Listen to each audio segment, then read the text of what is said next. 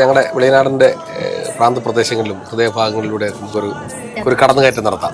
തെയ്യത്തിനെന്താരേ തിനന്തോം താരാതിനെന്താരേ, തെയ്യത്തിനെന്താരേ തിനന്തോം താരാതിനെന്താരേ. ഈ മീനെ കുറിച്ച് വല്ല ധാരണ ഉണ്ടോ? ചെറിയ മീൻ പോന്ന് ഇല്ല. അതാണ് പരലി പരല് പരല് പൂവാലി പരല്. കുട്ടനാട്ടിലെ എല്ലാ സ്ഥലങ്ങളും കരികൾ ചേർത്താൽ രാമങ്കിരി, കുരിക്കിരി, ചിത്രങ്കിരി, കുമരങ്കിരി, കണ്ടങ്കിരി, പാണ്ടങ്കിരി. എന്നെ ഏറ്റവും കൂടുതൽ പുഷ് ചെയ്ത ആളെന്റെ അച്ഛനാണ്. ഞാൻ വലിയൊരു ഉത്തരവാദിത്തമായിട്ടുണ്ട്. വെളിനാടെന്ന് പറയുന്നത് സ്ഥലത്തെ റെപ്രസെന്റ് ചെയ്യുന്ന രീതിയിലാണ് ആളുകൾ എന്നെ പറയുന്നത്. നമ്മൾ ഒരു തൊഴിൽ മേഖലയിൽ രണ്ടുപേരും ഒരുപാട് ജാന്ത കുട്ടിയുള്ള ആളല്ലേ. 2009 സ്റ്റേറ്റ് അവാർഡ് പ്രഖ്യാപിക്കുമ്പോൾ ഞാൻ കക്കൂസ് കുഴി കുത്തിക്കൊണ്ടിരിക്കുക, റിങ് ഇറക്കിക്കൊണ്ടിരിക്കുമ്പോഴാ അപ്പൊ മോനെ ഓടി ഒന്ന് പറഞ്ഞത് അച്ഛാ ഇങ്ങനെ അവാർഡെന്ന് പറഞ്ഞു നോക്കിയാ. ചവടക്ക് വേണ്ടി മാത്രമേ ഞാൻ ഡാൻസ് കളിക്കാവുള്ളൂ, ബാക്കി എല്ലാ വീട്ടിലും കിടന്ന് കളിക്കും. പ്രമോദേട്ടൻ നാടകക്കാരനായിട്ട് അരങ്ങിൽ നിൽക്കുന്നതാണോ ഇഷ്ടം, അതോ സിനിമയില് ബിഗ് സ്ക്രീനിൽ കണ്ടിട്ടായിരുന്നു കൂടുതൽ ഇഷ്ടപ്പെട്ടത്? വള്ളംകളി ജലമേളയിലെ പ്രശസ്തരായ ഒരു ടീമാണ് ഞങ്ങൾ വെളിനാട് ജയശ്രീ ബോട്ട് ക്ലബ് എന്ന് പറയുന്നത്. ഇവിടെ കിടിലം നെഹ്റു ട്രോഫി ഉൾപ്പെടെ സ്ഥലങ്ങളിൽ ഇടുക്കിയിട്ടുള്ള ടീമാണ്. അതിലെ നല്ല പ്രവർത്തിക്കാരുടെ അടുത്താണ് ഞാൻ.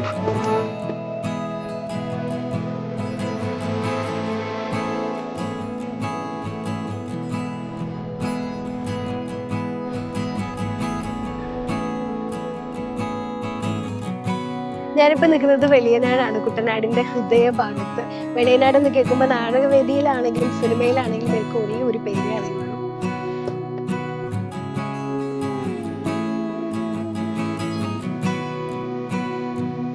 ഹലോ, ഇതാണ് ഞാൻ പറഞ്ഞ ഗസ്റ്റ് പ്രമോദ് വെളിയനാട്. എന്റെ നാട്ടിൽ എന്നെ പരിചയപ്പെടുത്തുകയാണ്.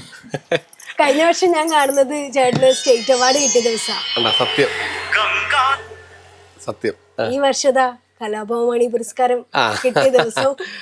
കലാഭവമണി പുരസ്കാരം, പിന്നെ നാടകത്തിന്റെ പുരസ്കാരം, ഇങ്ങനെ ഈ വർഷവും സ്റ്റേറ്റ് അവാർഡ് കിട്ടി. ചായ കുടിച്ചു കഴിഞ്ഞാൽ നമുക്ക് ഈ നാടൊക്കെ ഒന്ന് കാണിച്ചു തരും. ചായ കുടിച്ച് കഴിക്കണം അല്ലേ? നിങ്ങൾക്ക് ചായ വേണ്ടേ? ചായ കിട്ടിയില്ലെങ്കിൽ കുഴപ്പമില്ല. അത് ഈ ആളുകൾ പറയും അവൻ ഔചിത്യം ഇല്ലാത്തവരാന്ന് പറയും. അവന്റെ നാട്ടിലോട്ട് ഒരാൾ അവർക്ക് ചായ കുടിച്ചെന്ന് പറയും. ഇല്ല, അത് കുഴപ്പമില്ല. ഭക്ഷണം പിന്നെ കളയരുത്, അതുകൊണ്ടാണ്. വേണമെങ്കിൽ നമുക്കൊരു ചായ ഉണ്ട്, ഒരു ചായ കൊടുക്ക്. ഞാൻ ശരി ചേച്ചി, സന്തോഷം ചേച്ചി. ഇതൊക്കെ കാണുമ്പോൾ അറിയാം കൃത്യമായി പ്ലാൻ ചെയ്ത് വെച്ചിരിക്കുകയാണ്. എന്നാലും ഞങ്ങളൊന്ന് കുറച്ച് പെർഫോം ചെയ്യുന്നേ ഉള്ളൂ കേട്ടോ. Okay okay. നല്ല ചായ. അതുപോലെ തന്നെ അവരുടെ മനസ്സും നല്ലതാ. പൈസ കൊടുത്തില്ല മനസ്സ് മാറും. നമ്മുടെ ചേച്ചിമാരല്ലേ. അപ്പോൾ ഇത് കുടിച്ചിട്ട് നമുക്ക് ഞങ്ങളുടെ വെളിനാടിൻ്റെ പ്രാന്തപ്രദേശങ്ങളിലും ഹൃദയഭാഗങ്ങളിലൂടെ നമുക്കൊരു കടന്നുകയറ്റം നടത്താം. ഓക്കെ, വാ.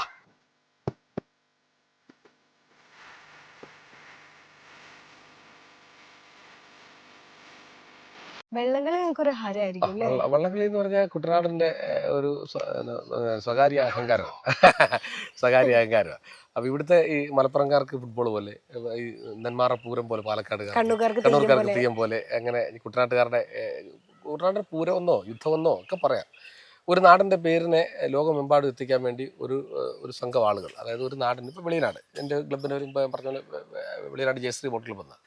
അപ്പോൾ ആ ക്ലബ്ബിലെ ഓരോ അംഗങ്ങളും, ഞാൻ ഉൾപ്പെടുന്ന അല്ലെങ്കിൽ ഇതുപോലുള്ള ഓരോരുത്തർ വീട്ടിൽ നിന്ന് പ്രാർത്ഥനയോടുകൂടി അവരിൽ വാളിന് പകരം ഒരു തുഴ കൊടുത്തു വിടുക. ആ തുഴയുമായി ഞങ്ങളുടെ നാടിൻ്റെ പേര് യശസ് വർദ്ധിപ്പിക്കാൻ വേണ്ടി മാമാങ്കത്തിന് യുദ്ധത്തിന് പോകുന്ന പോലെ ആ വാളും മനസ്സുമായിട്ട് അവർ പുന്നമടക്കായലിൽ പോയി മറ്റു വള്ളങ്ങളെ വെട്ടി പരാജയപ്പെടുത്തി ഒരു വിജയ കിരീടവും കൊണ്ട് ഈ കടവിലൊക്കെ വരും. ഇത് ഞങ്ങളുടെ ഈ വെളിനാടിൻ്റെ ദേശദേവനായ ശിവാനന്ദപുരം മഹാദേവന്റെ വെളിനാട് ശിവാനന്ദപുരം ക്ഷേത്രം ഞങ്ങളുടെ കവാടമായത് വെളിനാടിൻ്റെ. അവിടെ ഇത് ഭഗവാൻ ആറാട്ട് നടത്തുന്ന സ്ഥലമാണ്. ഈ മീനെ കുറിച്ച് വല്ല ധാരണ ഉണ്ടോ? ചെറിയ മീൻ പോന്ന ഇല്ല. അതാണ് പരലി പരല് പരല് പൂവാലി പരല്. അതെ. ഇവിടെ ഞങ്ങള് കുളിക്കാൻ വരുന്നതിനോടൊപ്പം തന്നെ ഈ മീൻ തെറാപ്പി ചെയ്യും. വെള്ളത്തിൽ ഇറങ്ങി നിന്നാൽ മതി, മീനുകൾ വന്ന് ഇങ്ങനെ കൊത്തി ഭയങ്കര രസമാണ് ഇത്. അങ്ങനെ ഇതിന് നേരെ അക്കരെ കുന്നങ്കരി എന്ന് പറഞ്ഞ സ്ഥലമാണ്. ഈ വെളിനാടിന്റെ മറ്റൊരു പ്രത്യേകത എന്ന് പറഞ്ഞാൽ, വെളിനാടിനല്ല 1-2 സ്ഥലങ്ങൾക്ക് ആ പ്രത്യേകതയുണ്ട്. കുട്ടനാട്ടിലെ എല്ലാ സ്ഥലങ്ങളിലും കരികൾ ചേർത്താൽ രാമങ്കരി, കുരിക്കരി, മിത്രക്കരി, കുമരങ്കരി, കണ്ടങ്കരി, പാണ്ടങ്കരി, കുന്നങ്കരി, കുമരങ്കരി, ചാത്തങ്കരി, കൈനകരി, മിത്രക്കരി, മാമ്പുഴക്കരി, അങ്ങനെ കരികൾ ചുറ്റപ്പെട്ട കരിയില്ലാത്തൊരു സ്ഥലമാണ് എൻ്റെ സ്ഥലത്തിൻ്റെ പേര് വെളിനാടെന്നല്ലേ. അതിനകത്ത് കരിയില്ല. അപ്പോൾ അവിടെ കരിയുടെ നിറമുള്ള ഒരാളുണ്ട്, അത്രയേ ഉള്ളൂ. ഒന്നല്ല, ഒരുപാട് പേരുണ്ട് കേട്ടോ. അപ്പോൾ അതാണ് നമ്മുടെ നാടിൻ്റെ ഒരു സന്തോഷം. ഇത് പമ്പയും മണിമലയോട് ചേർന്ന് ഒഴുകി കിടങ്ങറായിൽ നിന്ന് 2 തിരിയും. മൂന്നായിട്ട് തിരിഞ്ഞിട്ട് ഇങ്ങനെ കറങ്ങി ഇത് വേമ്പനാട്ട് കായലിൽ ചെല്ലും. അപ്പുറം വഴിയുള്ള ആറും വേമ്പനാട്ട് കായലിൽ ചെല്ലും. 3 ആറായിട്ട് ഇങ്ങനെ തിരിഞ്ഞ് അങ്ങനെ എല്ലാം ചെന്നെത്തുന്നത് കടലിൽ എത്തുന്നതിന് മുമ്പ് പുന്നവിടെ വെച്ചൊന്ന് സംഗമിച്ചിട്ട് അവർ വീണ്ടും കടലിലേക്ക്. അതിനിടയിൽ കൂടെ ഒരു വഴി മാത്രം, അതും കടലിലേക്കാണ് പോകുന്നത്. പക്ഷേ തോട്ടപ്പള്ളി സ്പിൽവേ വഴി അങ്ങോട്ട് കടലിലേക്ക് പോകും. കുട്ടനാടിനെ ജലസ്രോതസ്സിനെ നിയന്ത്രിക്കുന്ന 2 സ്ഥലങ്ങളാണ് ഈ തോട്ടപ്പള്ളി സ്പിൽവേയും നമ്മുടെ ഇവിടുത്തെ തണ്ണീർമുക്കം. അതാണ് ഇവിടുന്നൊക്കെയാണ്. ഇവിടെയൊക്കെ ഈ സ്ഥലത്തൊക്കെ ഈ തലയ്ക്കും വേണ്ടി വെള്ളമായിരുന്നു. 2012 വെള്ളം ഏകദേശം ഇതിന്റെ ഈ തലപ്പൊക്കം ഈ പക്കം വരെ ഉണ്ടായിരുന്നു ഇവിടെ. നിങ്ങൾ ഈ പൊക്കം ഒന്ന് ആലോചിച്ച് നോക്കിയാൽ എന്തേരം വെള്ളമാണ്. ഈ വെള്ളം എല്ലാം കൂടെ കടൽ സ്വീകരിച്ചില്ല നമ്മൾ എന്നെ അടുത്തത്. അങ്ങനെ ഭയങ്കര ഇവിടുന്നാണ് ആളുകളെ വള്ളത്തെ കയറ്റി ബോട്ടൊക്കെ കയറ്റി. ഈ റോഡുകളിൽ കൂടെ എല്ലാം വള്ളമായിരുന്നു പോയിക്കൊണ്ടിരുന്നത്. അത് ഇനി ഒരിക്കലും അങ്ങനെ സംഭവിക്കരുത്. പക്ഷെ ആ സംഭവിച്ചതുപോലെ എന്തോ അത് ഒരിക്കലും മനുഷ്യൻ സ്വപ്നം കാണാത്ത. ഞങ്ങൾക്ക് കുട്ടനാട്ടുകാർക്ക് വെള്ളം പേടിയില്ല. നമ്മുടെ തലയ്ക്ക് മേളിൽ കൂടെ വെള്ളം വരില്ല. കാരണം നമ്മുടെ വെള്ളം ഈ കിണറ്റിൽ ടാങ്കിനകത്ത് വെള്ളം കയറുന്നോണ്ട് ചെറുതായിട്ട് ഹൈറ്റ് ചെയ്ത് വരുന്നത്. പക്ഷേ കിഴക്കൻ പ്രദേശത്ത് ഇപ്പം വയനാട്ടിലാണ് ദുരന്തം, അവർക്കിപ്പോൾ വീടുകൾ കിട്ടി. വയനാട് ദുരന്തം പോലെയൊക്കെ നമ്മുടെ തലയ്ക്ക് മേളിൽ കൂടെ ഉറങ്ങിക്കിടക്കുന്ന മേളിൽ കൂടെ വെള്ളം പോകും. നമുക്കറിയാം. അതിൻ്റെ പ്രത്യേകത എന്ന് പറഞ്ഞാൽ പത്തനംതിട്ട, ഇടുക്കി, അതായത് നമ്മുടെ റാന്നി, കോഴഞ്ചേരി, പത്തനംതിട്ട ആ ഭാഗങ്ങളിൽ മഴ പെയ്ത് 8ാമത്തെ മണിക്കൂറിൽ കുട്ടനാട്ട് വെള്ളം വരും. നല്ല ഒഴുക്കിൻ്റെ ശക്തി കൂടുന്നതനുസരിച്ച്. അപ്പോൾ അത്ര സമയം നമുക്ക് രക്ഷപ്പെടും. കിഴക്ക് ശക്തമായ മഴ പെയ്ത് നമുക്കറിയാം 3ാം പൊക്കോ അല്ലെങ്കിൽ 2ാം പൊക്കോ ഇവിടെ കലക്കൽ വരും വെള്ളത്തിന്. അപ്പോൾ ആ വെള്ളം വരുമ്പോൾ നമുക്ക് മനസ്സിലാവും വെള്ളത്തിന് ഒഴുക്ക് കാണുമ്പോൾ മനസ്സിലാവും വെള്ളം ഹൈറ്റ് ചെയ്യുമോ എന്നുള്ളതിനെക്കുറിച്ച്. അതുകൊണ്ട് നമുക്ക് ഭയപ്പാടില്ലാതെ ഉറങ്ങാം, എഴുന്നേക്കാം. അതാണ് കുട്ടനാട്. അതുകൊണ്ടല്ലേ ഞങ്ങൾ ഇടുന്നത്. നിങ്ങൾ എല്ലാവരും ഇപ്പോൾ ഒരുപാട് ആളുകൾ കുട്ടനാട്ടിൽ നിന്ന് പറിച്ച് നടപ്പെട്ടിട്ടുണ്ട് ഈ വെള്ളത്തിൽ മേടിച്ച്. ഈ നിൽക്കുന്ന മരത്തിന് എത്ര വയസ്സ് പ്രായം കാണും? ഏകദേശം ഒരു ഉദ്ദേശം ചുമ്മാ പറഞ്ഞാൽ മതി. 100. ആർക്കെങ്കിലും എടുത്ത് മാറ്റാൻ പറ്റുന്നതാണത്? 100 കൂടെ 50 ഉണ്ടോ?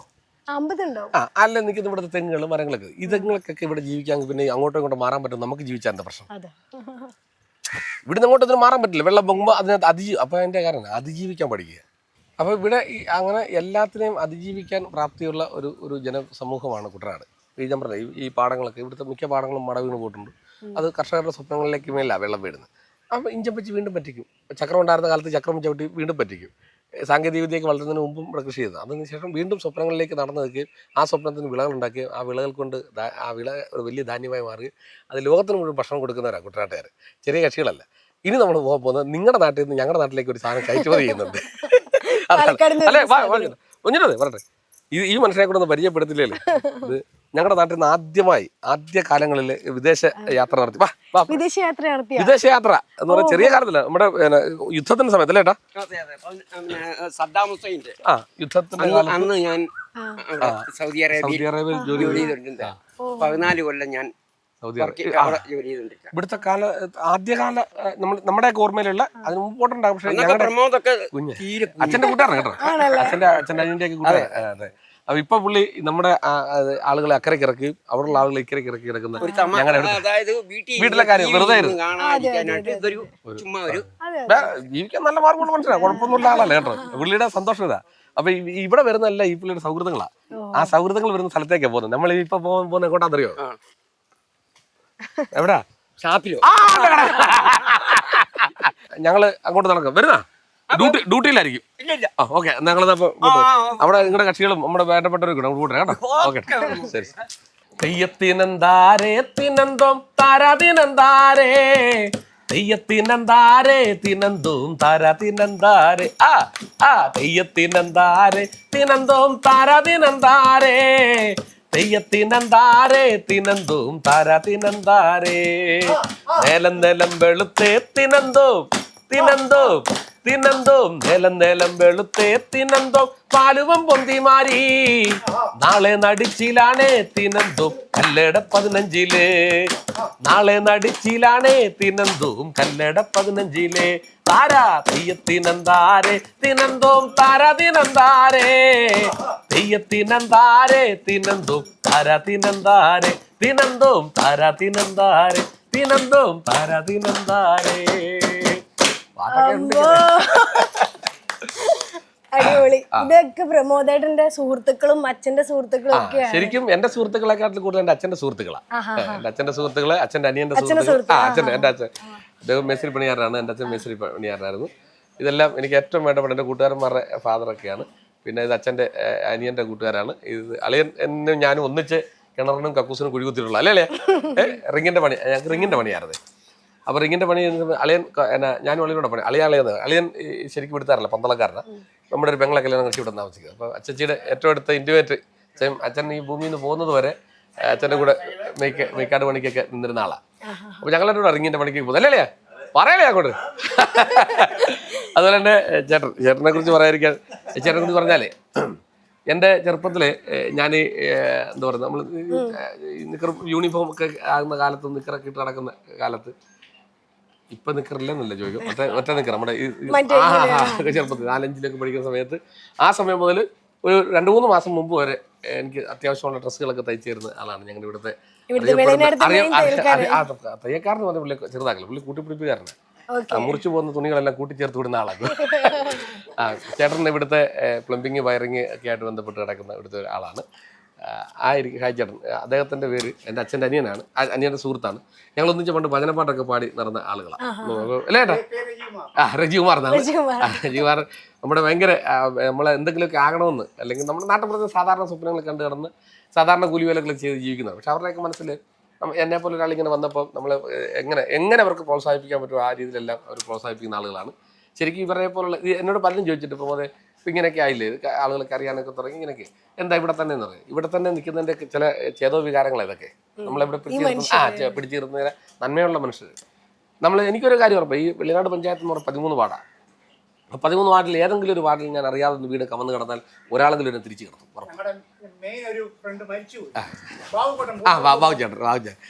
ബാബുചേട്ടനെ അദ്ദേഹം പറഞ്ഞ ആളിനെ കുറിച്ച് പറയാതിരിക്കാനൊക്കെയില്ല, കാരണം പുള്ളി അതെ അതിന്റെ കാര്യം ഈ നമ്മൾ ചെറിയ അന്ന് ഉണ്ടാകേണ്ട ആളാ. അതിന്റെ രസം എന്ന് പറഞ്ഞാൽ ഈ ബാബുചേട്ടൻ്റെ കാര്യം എന്ന് പറഞ്ഞാൽ പുള്ളി അവിടെ ചായക്കട കടത്തിക്കൊണ്ടിരുന്നത്. അപ്പം സിൽബാബു എന്നാണ് വിളിക്കുന്നത് അല്ലേ. അപ്പോൾ അന്ന് ഈ നാടകത്തിനൊക്കെ മ്യൂസിക്കുകൾ ചെയ്യണം. നമ്മുടെ അമേച്ചർ നാടകങ്ങളും അല്ലെങ്കിൽ നാട്ടുപ്രദേശ നാടകങ്ങളൊക്കെ ചെയ്യുമ്പോൾ അവരുടെ ഒരു ചായക്കട ഡബിൾ കാസ്റ്റിൻ്റെ ടേപ്പ് റെക്കോർഡറാണ്. ആ ടേപ്പ് റെക്കോർഡിനകത്താണ് നമ്മൾ മ്യൂസിക്, മഹാഭാരതമൊക്കെ അതിനകത്ത് മ്യൂസിക്കൊക്കെ നമ്മൾ കട്ട് ചെയ്ത് അന്ന് സാങ്കേതിക വിദ്യ നമുക്ക് അറിയില്ല ഇന്നത്തെ മ്യൂസിക് കിട്ടുക. അപ്പോൾ മഹാഭാരതം തുടങ്ങുമ്പോൾ ഞങ്ങൾ ഇതുകൊണ്ട് ഓണാക്കി വെക്കും. അതിനകത്തെ ഗ്യാപ്പ് മ്യൂസിക്കുകളൊക്കെ എടുത്താണ് നമ്മുടെ നാടകത്തിലേക്കൊക്കെ. ബാബുചേട്ടൻ മരിച്ചുപോയി, ബാബുചേട്ടൻ്റെ ഓർമ്മകൾക്ക് മുമ്പിൽ ശതകോടിപ്പുറം നല്ല കലാകാരൻ. പിന്നെ വേറെ ഒരു വലിയ സത്യം എന്ന് പറഞ്ഞാൽ വെളിനാട് ഒരുപാട് വലിയ കലാകാരന്മാരുണ്ട്. ശിവരാമൻ എന്ന് പറഞ്ഞ ഒരാളുണ്ടായിരുന്നു, എന്നെ അക്ഷരം എഴുതിച്ച ആളാണ്. നാട്ടിൽ അദ്ദേഹം എന്നെ അക്ഷരം എഴുതിച്ച ആളാണ്. എന്നെ അല്ല എൻ്റെ അച്ഛനെ ഇവരെയൊക്കെ എഴുതിപ്പിച്ച അല്ലേ ശിവരാമാശാനാണ് ഇവിടുത്തെ നിലത്തെ എഴുത്താശൻ. പുള്ളി ഭയങ്കര മൃദംഗ വിദ്വാനായിരുന്നു, നന്നായി ഭാഗവത പാരായണം ചെയ്യും. നമ്മളിവിടുത്തെയൊക്കെ എൻ്റെ അച്ഛൻ്റെ കല്യാണത്തിൻ്റെ ടൈം നോക്കിയത് അദ്ദേഹമാണ്, എൻ്റെ കല്യാണത്തിൻ്റെ ടൈം നോക്കിയത് അദ്ദേഹമാണ്. അങ്ങനെ ഇവിടുത്തെ എല്ലാ ശുഭകാര്യങ്ങളുടെയും സമയം നോട്ടക്കാരനായിരുന്നു അദ്ദേഹം. മൺമറഞ്ഞു പോയി. എനിക്ക് മറക്കാനൊക്കാത്ത ഒരു വലിയ അനുഭവം എന്ന് പറഞ്ഞാൽ ആശാനെന്ന് എല്ലാവരും ഈ നാട്ടിലെ മുഴുവൻ ആശാനാണ്. അപ്പം ഞാൻ ആദ്യമായി പ്രൊഫഷണൽ നാടകത്തിൽ 1999 ആ പ്രൊഫഷണൽ നാടകത്തിലേക്ക് ആദ്യം വരുമ്പോൾ എൻ്റെ അച്ഛൻ ആശാനെ വിളിച്ച് വീട്ടിൽ കൊണ്ടുപോയി. അപ്പോൾ നമ്മുടെ ചെറിയ പഴയ കുഞ്ഞു വീട്ടിൽ. അപ്പോൾ നാളെ നാടകം കളിക്കണം, അപ്പോൾ ഇന്ന് എനിക്ക് പോകണം, ഫസ്റ്റ് സ്റ്റേജ് കളിക്കാൻ പോകും. അപ്പോൾ അച്ഛൻ കൊണ്ടുവന്നിട്ട് ഒരു വെറ്റൻ പാക്കുമായിട്ട് എൻ്റെ അടുത്തുണ്ട് ആശാൻ്റെ കൊടുക്കാൻ പറഞ്ഞു. ഞാനിങ്ങനെ കയ്യിലോട്ട് കൊടുത്തപ്പോൾ എൻ്റെ 2 കൈയും ഈ വെറ്റൻ പാക്കൂടെ കൂട്ടി പിടിച്ച് അദ്ദേഹം ഇങ്ങനെ പിടിച്ചിട്ട് എന്നോട് പറഞ്ഞു, കുഞ്ഞാ ഇത് ഈ കലയെന്ന് പറയുന്നതിന് ഞങ്ങൾ ഇവിടെ കുട്ടനാട്ടുകാരൻ വള്ളംകളിയായിട്ട് ബേസ് ചെയ്ത് പറഞ്ഞാൽ പെട്ടെന്ന് നമുക്ക് കണക്ട് ചെയ്യാനാണ്. അപ്പോൾ നമ്മൾ നെഹ്റു ട്രോഫി തുഴയുന്ന ഒരാളായിട്ട് നിന്നെ കാണുക, എന്നിട്ട് നിന്റെ 2 സൈഡിലും എതിർവള്ളങ്ങൾ കാണും. നമ്മളെ തോൽപ്പിക്കാൻ വരുന്ന 2 വള്ളങ്ങൾ അപ്പുറം ഇപ്പുറം കഴിച്ചോട്ടെ 2 വള്ളങ്ങൾ അപ്പുറം ഇപ്പുറം കാണാം. അപ്പം നമ്മുടെ ലക്ഷ്യം എന്ന് പറയുന്നത് നെഹ്റു ട്രോഫിയാണ്. അപ്പോൾ ആ ലക്ഷ്യത്തിലേക്ക് പോകുമ്പോൾ നമ്മൾ ഇടവും വലവും നോക്കില്ല. ഒന്നിൽ ഈ കലാകാരൻ്റെ ഇടവും വലവും നിൽക്കുന്ന ഒന്നിലെ മദ്യം ഇല്ലെങ്കിൽ മറ്റു വിഷയങ്ങളായിരിക്കും, ലഹരി അല്ലെങ്കിൽ മറ്റു ലഹരികൾ. അപ്പോൾ ഈ 2 സൈഡിലേക്കും നമ്മുടെ നോട്ടം പോയാൽ നമുക്ക് ഒരിക്കലും ലക്ഷ്യബോധത്തിൽ എത്താനൊക്കെയില്ല. എന്നിട്ട് പുള്ളി പറഞ്ഞു നിർത്തിയത് അങ്ങനെ 2 സൈഡിലേക്ക് നോക്കിയ ഒരാളാണ് ഞാനെന്ന് പുള്ളി. അപ്പോൾ അതുകൊണ്ട് എന്ന് എത്താൻ, അപ്പോൾ അതുകൊണ്ട് കുഞ്ഞിനെ ഞങ്ങൾ വലിയ പ്രതീക്ഷയോട് കൂടിയാണ് എന്ന് പറഞ്ഞുകൊണ്ടാണ് എനിക്ക് ആ ഞാൻ ദക്ഷിണ കൊടുക്കുക എന്നെ തലയിൽ കൈ വെച്ച് അനുഗ്രഹിച്ചു വിട്ടു. അപ്പോൾ അതൊക്കെ അദ്ദേഹത്തേക്ക് ഓർക്കാതിരിക്കണം. ഈ കുട്ടനാടിൻ്റെ വിശേഷം അല്ലെങ്കിൽ വെളിനാടിൻ്റെ കാര്യങ്ങൾ പറയുമ്പോൾ ഉറപ്പായിട്ടും അത് പറയണം. ഒത്തിരി ആളുകളുടെ പ്രാർത്ഥനയുണ്ട്, ഒരുപാട് ആളുകൾ. കാരണം വെളിനാടെന്ന് പറഞ്ഞൊരു സ്ഥലത്തെക്കുറിച്ച് ഇതിനു മുമ്പ് എൻ്റെ സുഹൃത്തുണ്ട് സുരേഷ് വെളിനാടെന്ന് പറയുന്നത്, വിനോദ് വെളിനാട്, അങ്ങനെ 2-3 പേര്. അവരൊക്കെ ജീവിത സാഹചര്യങ്ങളിലും കത്തി നിന്ന ആളുകളാണ് ഭയങ്കര. അവരൊക്കെ മിമിക്രിയും പ്രോഗ്രാമൊക്കെ ചെയ്യുമ്പോൾ ഞാൻ കാഴ്ചക്കാരനാണ്. അപ്പം അവരൊക്കെ ജീവിത സാഹചര്യത്തിലേക്ക് എത്തപ്പെട്ട് കഴിയുമ്പം അവരുടെ ലക്ഷ്യത്തിൽ നിന്ന് മാറില്ല, അവരുടെ സാഹചര്യങ്ങൾ അവരെ മാറ്റിപ്പോയി. പക്ഷെ നമ്മളെ കൃത്യമായി പിന്തുണച്ചത് അച്ഛനും അമ്മയാണ്. അച്ഛൻ ഞാൻ പറഞ്ഞില്ല ബേസിൽ പണിയാറാണ്. അപ്പോൾ പുള്ളി കരിങ്കല്ല് പിടിച്ചിട്ട് വരുന്ന പൈസ എന്നിട്ട് വെറുതെ ഇന്നടുത്ത് പരിപാടിയുണ്ട്, ഇങ്ങനെ പോകണം, അങ്ങനെ പോകണം, ഇങ്ങനെ പോകണം എന്ന് പറഞ്ഞ് എന്നെ ഏറ്റവും കൂടുതൽ പുഷ് ചെയ്ത ആൾ എൻ്റെ അച്ഛനാണ്. അപ്പം എനിക്ക് വേറെ അങ്ങോട്ടോ ഇങ്ങോട്ടോ നോക്കേണ്ടത്, എനിക്ക് ഇതിലേക്ക് തന്നെ കലയിൽ തന്നെ എത്തണം, ഒരു നടനാകണം എന്ന് ആഗ്രഹിച്ച് മുന്നോട്ട് പോയി. അപ്പോൾ അങ്ങനെ വന്നിപ്പം വെളിയിലൊക്കെ നമ്മുടെ സുഹൃത്തുക്കളും അല്ലെങ്കിൽ സൗഹൃദങ്ങളൊക്കെ പോയിട്ട് വരും പറയും, എടാ നിന്നെ വെളിനാടെന്ന് പറയുമ്പോൾ ആദ്യം നിൻ്റെ പേര് ചോദിച്ചെന്ന് പറയും. അപ്പോൾ അതൊരു വലിയ അച്ചീവ്മെൻ്റ് ആണ്. അപ്പോൾ അതിനേക്കാട്ടിലുപരി ഞാൻ വലിയൊരു ഉത്തരവാദിത്വം ഏറ്റെടുത്തേക്ക്. വെളിനാടെന്ന് പറയുന്ന ഒരു സ്ഥലത്തെ റെപ്രസെൻറ്റ് ചെയ്യുന്ന രീതിയിലാണ് ആളുകൾ എന്നെ പറയുന്നത്. അപ്പോൾ അതിനെ നമ്മളിപ്പോൾ നെടുപടി കാണിച്ചേട്ടൻ എന്നൊക്കെ പറയുമ്പോൾ നെടുപടി എന്ന് പറഞ്ഞാൽ വിശാലമായൊരു സ്ഥലമാണ്. അതിൽ നമ്മൾ പെട്ടെന്നൊരു പേര് പറയുന്നത് നെടുപടി വേണമെന്ന് പറയത്തുള്ളൂ. അങ്ങനെ കാവാലൻ സാറിനെ കുറിച്ച് ഞാൻ അവരുമായിട്ട് പറയുന്നത് ഒരിക്കലും അവരുടെയൊക്കെ പേര് പറഞ്ഞിട്ട് 2 ആഴ്ച കഴിഞ്ഞാൽ പോലും എൻ്റെ പേര് പറയാൻ നോക്കില്ല. അത്ര ലെജൻഡുകളാണ് അവർ. ഞാൻ പറയുന്ന ഉദാഹരണത്തിൽ പറഞ്ഞു, ചില സ്ഥലനാമത്തിൽ ചിലർ അറിയപ്പെടുമ്പോൾ ഉണ്ടാകുന്ന ഒരു നമുക്കുണ്ടാകുന്ന ഒരു ഭാരമാണ് ആ നാടിൻ്റെ പേര്. അത് വലിയ ഉത്തരവാദിത്തം. അപ്പം ആ ഉത്തരവാദിത്തത്തെ എത്രത്തോളം ഭംഗിയായി കൊണ്ടു നടക്കാൻ പറ്റുമോ അവർ തന്നിരിക്കുന്ന ആ ജോലി ഞാൻ കൃത്യമായി ചെയ്യാൻ ശ്രമിക്കുന്നുണ്ട്. മലയാള സിനിമ കംപ്ലീറ്റ് കൊച്ചിയിലാണല്ലോ ഇപ്പോൾ ഹബ് ചെയ്തേക്കുന്നത്. അപ്പോൾ ഇവരൊക്കെ ആണെങ്കിലും നിങ്ങൾക്ക് ശരിക്ക് പ്രമോദേട്ടൻ നാടകക്കാരനായിട്ട് അരങ്ങിൽ നിൽക്കുന്നതാണോ ഇഷ്ടം, അതോ സിനിമയിൽ ബിഗ് സ്ക്രീനിൽ കണ്ടിട്ടായിരുന്നോ കൂടുതൽ ഇഷ്ടപ്പെട്ടത്? ഇതിനകത്ത് പറഞ്ഞു നാടകത്തിൽ ഞങ്ങൾ കൂടുതൽ കണ്ട് പുള്ളിയായിട്ട് ഏറ്റവും കൂടുതൽ നല്ല രീതിയിൽ അഭിനയിച്ച് അതുപോലുള്ള പ്രവർത്തികൾ. കപ്പോളപ്പള്ളി എന്ന് പറയുന്ന അവിടെ ഒരു നല്ല നാടകം നടത്തി. SNDP-യിൽ ഒരു ഉജ്ജ്വല പരിപാടി നളിനാഷിന്റെ വിശേഷങ്ങൾ.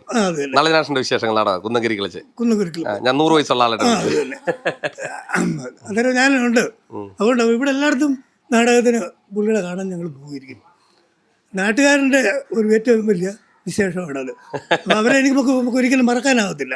അതെവിടെയാണെന്ന് പറഞ്ഞാൽ ഓടി നമ്മൾ എത്തിയിരിക്കും. അങ്ങനെ ഒരു കലാകാരനാണ്. അപ്പോൾ പുള്ളിയുടെ കൂടെ എപ്പോഴും ഞങ്ങൾ കാണാം. സന്തോഷം. ചേട്ടാ എന്നെ കുറിച്ച് പറ, നല്ലത് പറയാമെങ്കിൽ ബാക്കി കൊണ്ട് ഞാൻ ഒഴിക്കാം. അങ്ങനൊന്നും വേണ്ട. എനിക്ക് ഏറ്റവും ഇഷ്ടപ്പെട്ട ഒരാളാണ്. പിന്നെ നാടകം പോലെ കണ്ടു. അത് ഈ സിനിമയിലാണിപ്പം.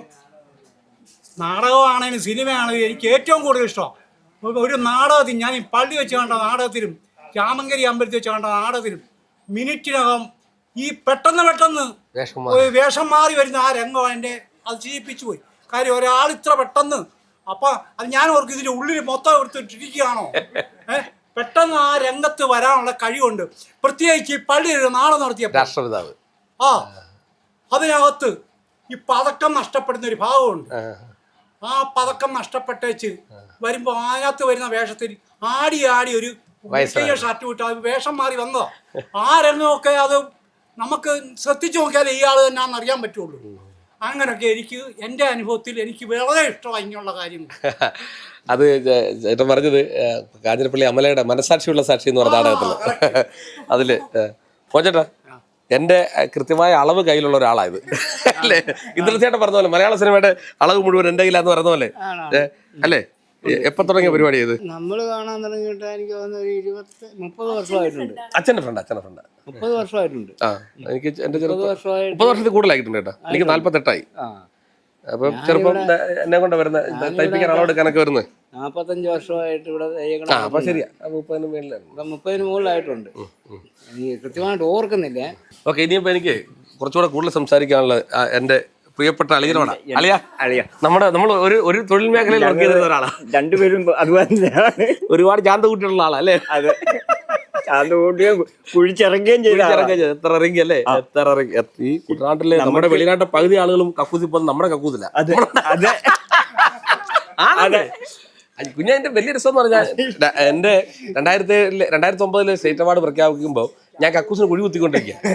റിങ് ഇറക്കിക്കൊണ്ടിരിക്കുമ്പോഴാണ് എന്റെ അവാർഡ് പ്രഖ്യാപിക്കുന്നത്. അപ്പൊ മോനെ ഓടി എന്ന് പറഞ്ഞത് അച്ഛാ ഇങ്ങനെ അവാർഡ് ഉണ്ടെന്ന് പറഞ്ഞപ്പോൾ ഞാൻ ഇങ്ങനെ മേലോട്ട് നോക്കിയാ കുഴിക്കാത്തത്. അവിടെ ഒരു പൂമരത്തിന്റെ പേര് നമുക്കറിയാം. അതെ, അത് ചേച്ചിയായിട്ട് ഒത്തിരി കാലം ഉണ്ടായിരുന്നു അല്ലേ. ഓക്കെ ശരി. പിന്നെ ഒരു ആളെ കൂടി ഞാൻ പരിചയപ്പെടുത്തണം. ഇത് എൻ്റെ അച്ഛനെ പോലെ തന്നെ എനിക്ക് ഭയങ്കര താല്പര്യമുള്ള, എനിക്കിഷ്ടമുള്ള ആളാണ്. മേസ്ത്രി പണിക്കാരനായിരുന്നു. എൻ്റെ അച്ഛനും മേസ്ത്രി ഒരുപാട് കരിങ്കല്ല് പിടിച്ച ആളാണ് അല്ലേ. അപ്പോൾ നിങ്ങൾ അച്ഛനുമായിട്ടുള്ള ബന്ധം പറ. അച്ഛനുമായിട്ട് വർഷങ്ങളായിട്ട് പണിഞ്ഞുകൊണ്ടിരിക്കുമായിരുന്നു. 30 വർഷമായി കരിങ്കല്ല് പണിയായിരുന്നു. ഇപ്പം അച്ഛൻ മരിച്ചു പോയി. പിന്നെ ഉണ്ടായിരുന്നു. ഇവിടുത്തെ കലാപരി കട്ടം കെട്ടി 10 ആൾ കൂടുന്നിടത്തെല്ലാം ഞാൻ ഉണ്ടാകും. ശവോടൊക്കെ വീടി മാത്രമേ ഞാൻ ഡാൻസ് കളിക്കാവുള്ളൂ. ബാക്കി എല്ലാ വീട്ടിലും കിടന്ന് കളിക്കും. അച്ഛന്റെ താല്പര്യമാണ് ശരിക്കും. അച്ഛൻ്റെ താല്പര്യമാണ് ഇപ്പം എന്നെ ഇങ്ങനെ കിട്ടിയത്. എനിക്ക് കരിങ്കല് പണിയായിരുന്നു ആദ്യമേ. അത് കഴിഞ്ഞ് ഞങ്ങൾ വേറെ പണിക്ക് പോയി എല്ലാം ചെയ്തു. ഇതിന്റെ ഉള്ള ഇതില്ലേ അതാ മറ്റേ അമ്മക്കൂടെ അല്ലാത്ത വേറെ തെയ്യത്തിന്റെ പരിപാടി. എന്നാ എനിക്കൊരു 9 തെയ്യം ഉണ്ടായിരുന്നു നമ്മുടെ നാട്ടിൽ. അത് അച്ഛനായിരുന്നു കൊണ്ടുനടന്നുകൊണ്ട് ഞങ്ങള് പോയി സഹകരിച്ച ഇവരെ പരിപാടിക്ക് ഇവിടുത്തെ പരിപാടിക്കെല്ലാം കൊണ്ട് നടന്നതും എല്ലാം അത്ര ഇതായിട്ട് അങ്ങനെ. ഇത് ശരിക്കും ഈ മേസ്ത്രിപ്പണി ആയിരുന്നെങ്കിൽ കൂടിയേ അതിനുശേഷം അച്ഛൻ്റെ ഉള്ളിൻ്റെ ഉള്ളിൽ വലിയ കലാകാരനായിരുന്നു. വലിയ നന്നായിട്ട് ഭജനപ്പാട്ട് പാടുന്ന ആളായിരുന്നു. ഇല്ല ചേട്ടാ അച്ഛനെ ഗംഭീരമായിട്ട് വീട്ടിലെ എല്ലാവരും ഈ കലയുമായി ബന്ധപ്പെട്ട ഞങ്ങളുടെ ബന്ധുക്കളെല്ലാം ചെണ്ടമേളക്കാർ ഇവിടെ ഉള്ളത് ഒരുപാട്. ശങ്കർജി അല്ലേ? ഇവിടുത്തെ ഞങ്ങളുടെ സമുദായത്തിൽപ്പെട്ട മുഴുവൻ ആളുകളും ചെണ്ടമേളക്കാർ. ഇപ്പോൾ അവർ കൊച്ചുമക്കളൊക്കെ ചെയ്യുന്നുണ്ട്. അമ്മയുടെ അച്ഛൻ ഞാൻ പല ഇന്റർവ്യൂലും പറഞ്ഞു, അച്ഛൻ വലിയച്ഛൻ അസാധ്യമായ നാടൻപാട്ട് പാടുന്ന ആളാണ്. അമ്മയുടെ അച്ഛൻ അമ്മയും വല്യമ്മയൊക്കെ.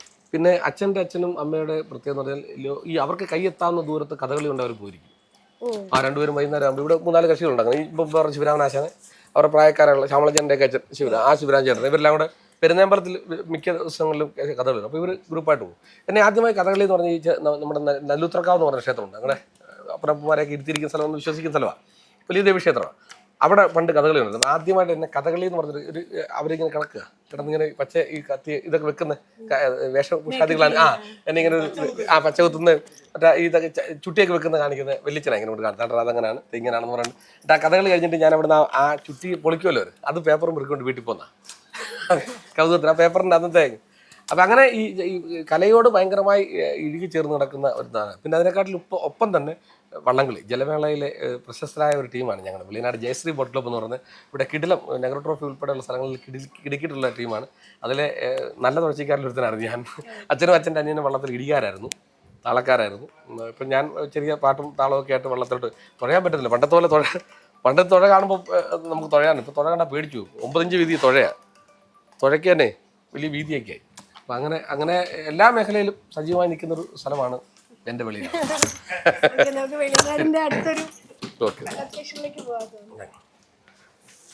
അപ്പോൾ ഞങ്ങൾ എല്ലായിടത്തും നമ്മുടെ വെളിനാടിൻ്റെ ഹൃദയഭാഗങ്ങളൊക്കെ ഒന്ന് കവർ ചെയ്തുകൊണ്ടിരിക്കുക.